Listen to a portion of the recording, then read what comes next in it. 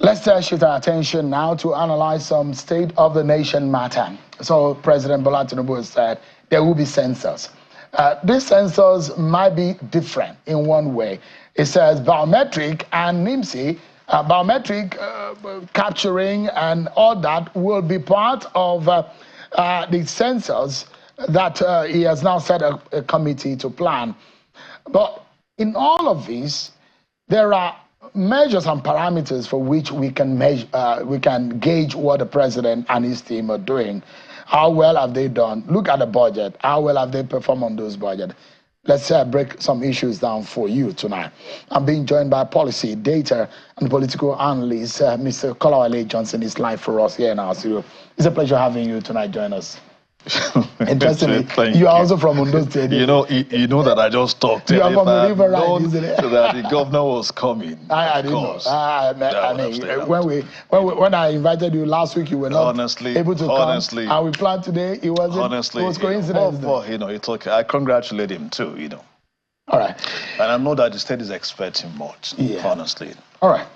Let's talk about the state of the federal government. And I will begin with the news of the president planning a census. How significant? Can we afford a census? Affordability, it's, one. But then, do we need census data? It's another. So you weigh your options. If you look, of course, you know that you need data in planning.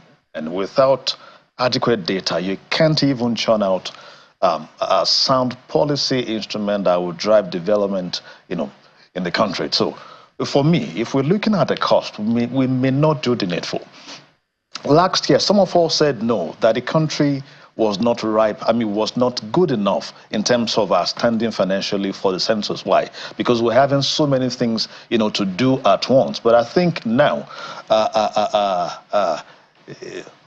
we may not be able to say that the states do not need census at this point, considering the fact that you need those data to plan effectively and to ensure that development cut across the entire region, not just the region, also in terms of demographics. You know how to plan for the different demographics in your population. So census is needed.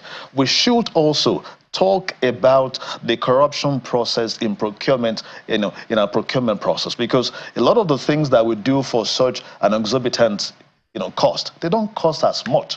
The same thing that you would do here take for example, for ₦1 million, you get to the government agencies, the same thing could be done for ₦10 million. So which shows clearly that it's not about these activities, it's about how much we invest into them. So if we can have those structural reforms to ensure that we get value for money, to ensure that we have a sound procurement process, I think we won't be talking about the cost of census, because we'll be talking about the importance of census. Sure. Yeah, census data important. Oh, yeah. But the manner, the approach, the processes that will lead to that census, and those, when people say, look, the amount that is going into it, can we? The amount, do you know what goes into our election every 4 years? Do you have an idea? So why don't we see, I went for a course, I did a course with the London School of Economics last year on public policy. And my perception changed on analyzing public policy. You sit down and you look at the pros and the cons. You need to make decision. If this is what you need, despite the cost. Is the census needed? It's needed. How urgently do we need it? Of course. It depends on how urgent. What is the frequency of us having to? It is there in our constitution. Now, you have countries who can tell you their data. I was arguing somewhere else. I was doing a presentation somewhere with a professor, and I was saying that the population of Nigeria was about 240 million, and he said I should substantiate that. Who told me that? Now, we were on that, and I got stuck at that very point because we don't have that data to say this is the population of Nigeria. Now, if you want to microzone any research work in Nigeria today, say to a region, you can't even tell the population of that region. If you're picking a certain demography in Nigeria today, maybe youth from age 20 to 40, to make some plans for them. You don't even know the number that they are. You can maybe you can look at the schools and get the population of schools and tell, some age range. But I can tell you that the actual data you need for proper planning, you need them through Census. But again, we need to also interrogate the process. Are we actually going to get this data in the usual way that we've, conducted our census before now? The president said this time around, NIMC, the National Identity Management Commission, must be part of the review. That means biometric and some digital measures have to also be. Before now, if you were part of if you were in the country in 2006, we know how the census were conducted and how the house counting and all that happened. But this time around, it does look like the president wants something that is more digital, isn't it? Is it about what the president, if success would depend on the president's pronouncement, then we can at least go to sleep. But that human factors are there. Then interest come. A lot of interest will go into census process. Not just that, the identity. Now you take, for example, you get to a state where they tell you, or you get to a locality where they tell you that there are, let's say, 30,000. And by the number of houses you can count that they are not up to that. But the people from that domain they will want to do everything possible to ensure that that number is not tampered with. Rather, they want to increase it. So how do you treat those people? It is happening in an electoral process. We have said before now that if you don't have, without the biometric, you can't vote. Haven't you been seeing votes coming from different places without that process? You've seen that, right? Let's scrutinize the budget performance. Yeah. What do you make? Looking at 2024 budget, and does it inspire you as to whatever figures or the inspiration in the 2025 budget? Sure. I think the last time I was here, we talked about regional development, and I said it was a welcome development, provided we're able to establish proper philosophies behind them. And I also said that if we are able to run it effectively, we'll be having better budget performances, not overall, because this is part of what you're taking from the chunk of the budget. Take, for example, if you have Southeast Development Commission, where practically everybody running the commission are from the Southeast. Now, people are owning their development, so you may start seeing proper budget performances maybe across board. But for what you have some head of agency. Didn't you hear last week of a head of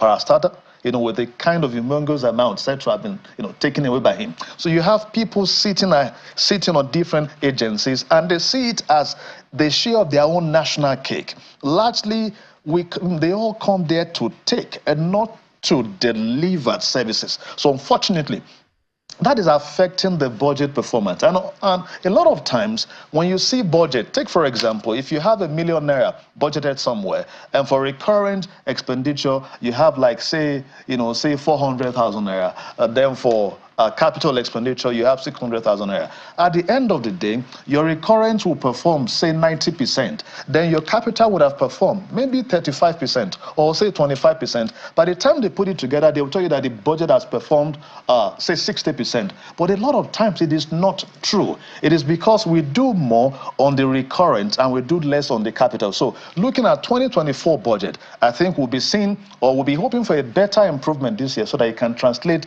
to better life for the people.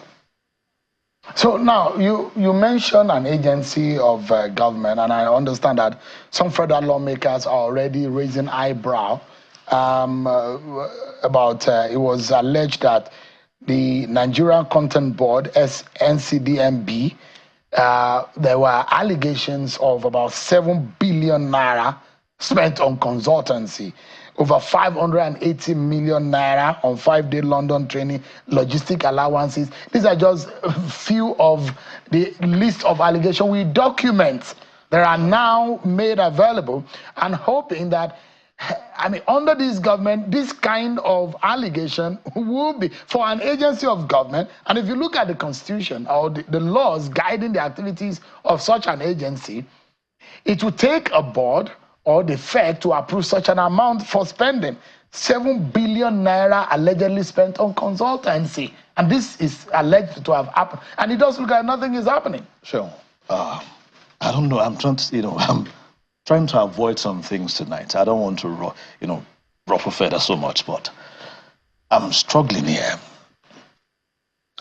Nigeria today is dining with poverty, with over 40% in multi-dimensional poverty.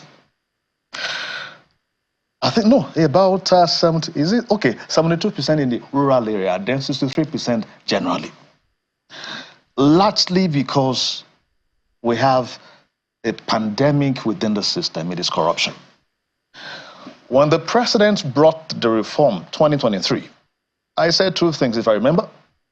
I said, without reforming the structure of governance, we will likely not be able to have the gains of those policies because the money you are saving will be going into a private pocket. And so that policy clearly provided more money for people to steal. That is why you're seeing such an amount being taken by a single person. Consultants is 7 billion. I'm a chartered consultant. And I don't know how much they pay that you'll be able to pay for consultancy 7 billion naira in how long? If these are mere allegations, I'm hoping that, anybody can stand up and allege anything. No. Okay, now let me tell you, I said I was avoiding some few things. In December, somebody who is very known in the media space, for throwing a lot of this, sent me some document about this man. I said I should please confirm some of these things were there. It's not just somebody just rising up something. And the documents that are in the public domain now are much of details. Details which show that there is an insider whistleblowing and exposure of what is happening.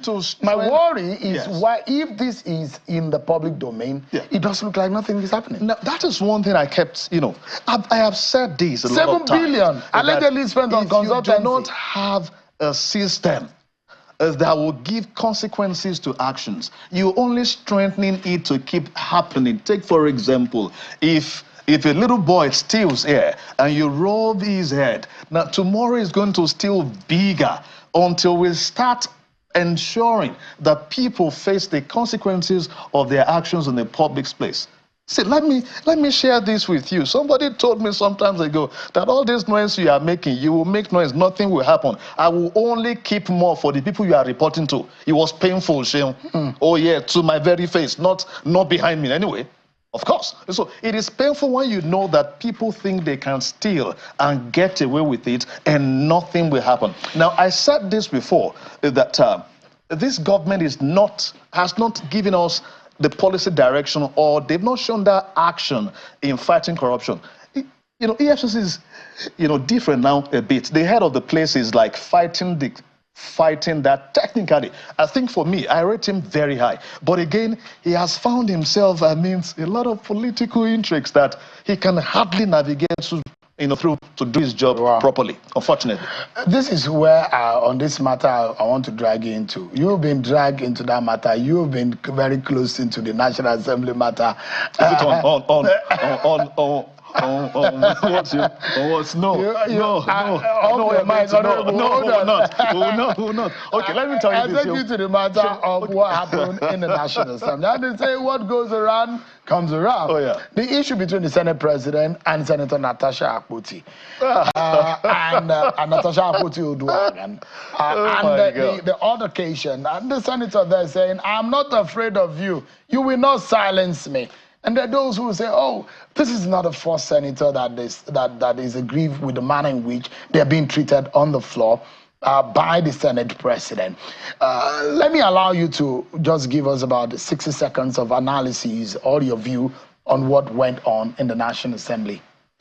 I read a report somewhere where they said the Senate has summoned a certain media house, for granting Senator Natasha interview on the subject matter. I think it was Charles, was it George Orwell that said that journalism is printing what someone else does not want in the print. Yeah. And he said every other thing is public relations. Yeah. So the politicians of today, They want to see you do more of public relations for them rather than doing your job. A lot of the things that, of course, you can't hear many of the things that, can I say, go down, that you see daily happening at the National Assembly. A lot of things are censored. So these grumblings are not new. But unfortunately, it is happening to a woman that was welcomed with a very large open arms when she got to the Senate, unfortunately. So something must have happened in between them. And for that to degenerate to this level, I think there must be some things in between that we must interrogate further. Now, the senator seems not to be having a good deal with women lately. Will that be anything official or personal? We'll leave that to him to solve by himself. Now, before I go, I think I'd like to talk directly, to wish the governor, the very best in his time. Right. But I must also confess that people are looking forward to have more, from him. Of course, we're looking at data last week on some things that we were submitting, and the state has had access, since he got there, between that time and now, maybe over 500 billion naira. Of course, accessed, by him. So I think going forward, we should be able to deliver much more in the state. Kalawale Johnson is a data, policy, and political analyst. Thank you so much indeed for your time. Thank you, As always, it's a pleasure having you. It's a pleasure too.